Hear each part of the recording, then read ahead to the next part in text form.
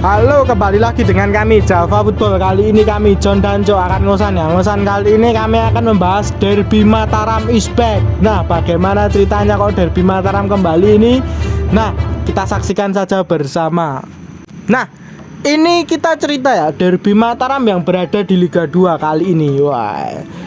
Waktu itu kita cerita Derby Mataram, PSIM dan Persis Solo. Nah, saat ini kan Persis Solo sudah berada di Liga 1. Nah, yang mengejutkan saya juga ini. Mataram Utama, tim yang berasal dari Jogja, ini naik kasta.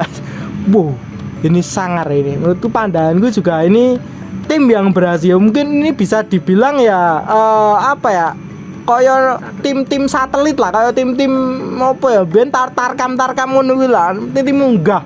Wah, jadi ini juga prestasi yang cukup mengejutkan juga bagi Mataram Utama. Saya juga berharap terlebih dahulu sih. Ini saya beri terlebih dahulu, jangan sampai dijual gitu. Makanya dalam arti trimnya itu ojo ngedol lisensi, ojo ganti jeneng, ojo berarti semakin banyak klub di kota tersebut memang itu semakin baik ya untuk kota tersebut.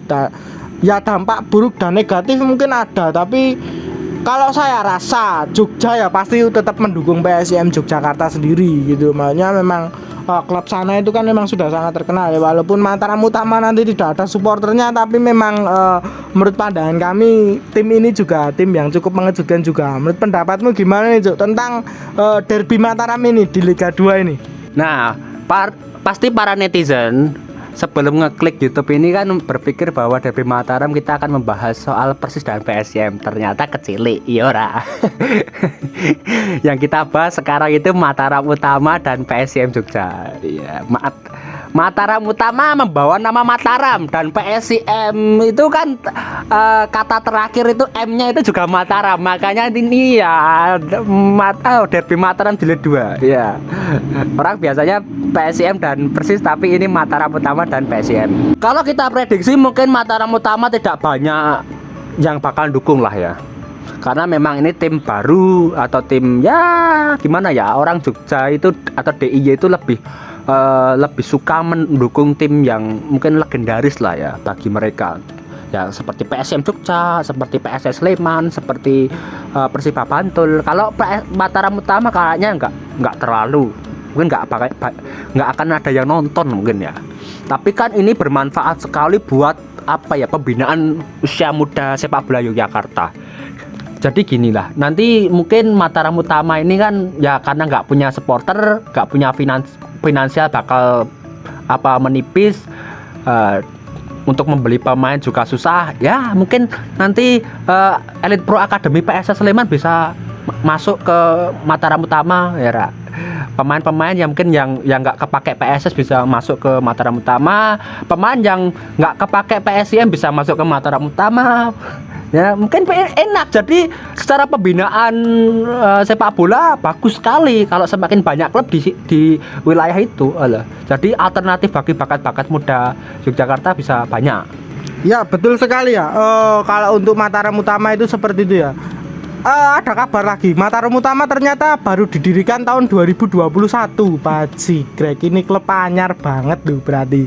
Wow, berarti kan yo bisa dibilang ini dulunya memang klub-klub koyo ya mungkin internal lah sebenarnya, seperti itu, pecahan-pecahan seperti itu ya berarti ya. Terus mendirikan Mataram Utama ini. Nah, kalau menurut pendapat saya pribadi, kabarnya Mataram Utama ini sebenarnya mau dibeli oleh investor. Yang saya dengar kemarin itu, saya dengar kabar bahwa mantan pemilik saham PSS Sleman ataupun Pak Sukeno ini mau membeli saham dari Mataram Utama. Ini apakah benar atau tidak, atau hanya cuma isu belaka, saya juga kurang tahu. Pada dasarnya Mataram Utama berhasil naik ke Liga 2, bahkan setelah berdiri langsung naik Liga 2, Pak. Setelah berdiri bahkan prestasinya menjuarai Piala Wali Kota Yogyakarta. Wah, klub ini sangar berarti ya. Nah, seperti itu. Tapi kalau untuk bersaing dengan PSIM, saya rasa itu sangat sulit ya. Mungkin PSIM Yogyakarta persiapannya juga sudah sangat matang tahun ini. Bahkan mendatangkan pelatih. Nah, bahkan mendatangkan coach Imran. Nah, itu pelatih yang dulunya sempat menakodai PSIS Semarang, yang sempat menjadi asisten pelatih dari PSIS Semarang, ya pengalamannya juga cukup kenyang juga Coach Imran ini.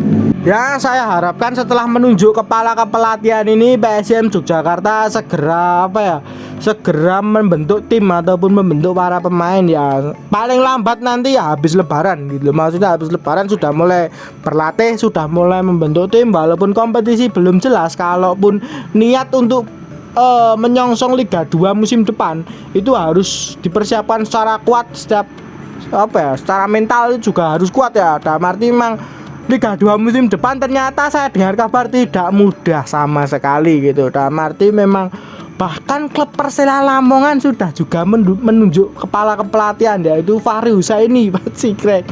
Lalu untuk Persipura sendiri banyak para pemain-pemain yang di sana itu berbakat. Banyak juga yang memprediksi bahwa Persipura tahun depan pasti naik lagi gitu. Baunya seperti itu.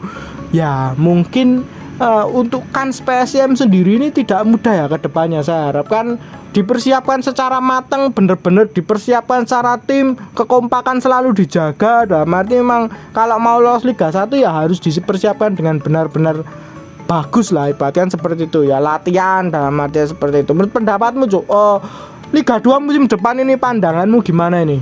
Ya berat sekali ya. Ini musuh PSM bukan Mataram Utama. Anggap aja Mataram Utama itu nggak ada lah gitu. Yang fokus PSM sendiri lebih ke tim-tim yang super power lah di Liga 2 ya. Seperti yang disebutkan tadi, ada Persela, ada Persipura, nanti juga ada PSMS Medan, ada Persijap Jepara, ada Persiba Balikpapan, ada AH PS Pati dan lain-lain. Nah ini sebenarnya saya itu agak ya menyindir Persiba Bantul ini bagaimana sih nasibnya sekarang. Mataram Utama tim baru saja bisa naik ke Liga 2 loh. Ini bagaimana kabar Bantul lah. Ya kita juga berharap agar Bantul nanti kedepannya bisa naik ke Liga 2. Ya mosok kalah karo tim anyar lho Pak ya. Aku ya sebagai fans Bantul ya pengen Bantul ki munggah Liga Loro to. Minimal Liga Loro sik lah ya ra. Aja Mataram Utama sing Liga Loro. Wagu lho. Kira pemurana supportere soalnya Mataram Utama aku mari ngomong ini iki ya. Ya betul sekali ya. Saya harapkan juga tim-tim seperti Persiba Bantul itu juga segera bangkit. Tapi ya tidak tahu kapannya. Untuk persaingan Liga 2 memang sangat ketat sekali. Nah, saya juga dengar kabar ada 3 tim yang sudah mempersiapkan pelatih untuk Liga 2 musim depan, yaitu ada Persela Lamongan, PSM Yogyakarta, ada Delta Sidoarjo sendiri yang sudah resmi menunjuk para kepala kepelatihan ya. Yaitu langkah yang cukup serius dan langkah yang cukup bagus untuk musim depan.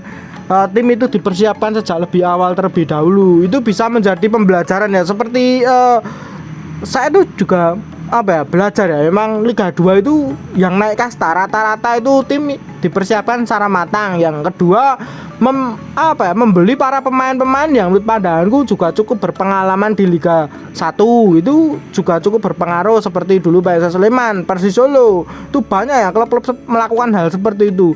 Bahkan para pemain-pemain di downgrade kan itu juga banyak. Itu langkah awal yang cukup bagus ya untuk membentuk tim.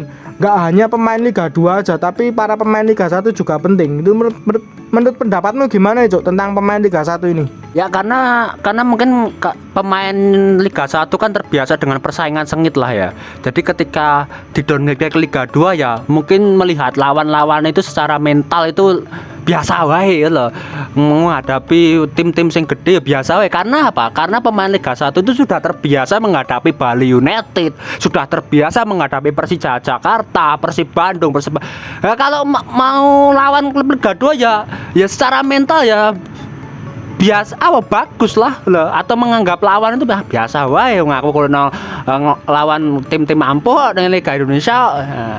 Nah ini pentingnya mempunyai pemain Liga 1 ini, klub-klub Liga 2. Ya betul lah, itu kunci utama ya menurut pandanganku juga ya. Selain dari kepandaian pelatih sendiri, memang kunci utamanya mendatangkan pemain berpengalaman itu. Terus yang ketiga memang persiapan lebih dini lah, bahkan persiapannya lebih awal seperti ini. Emang itu langkah yang bagus, walaupun memang kompetisi belum jelas. Itu yang dilakukan Persolo ya tahun kemarin.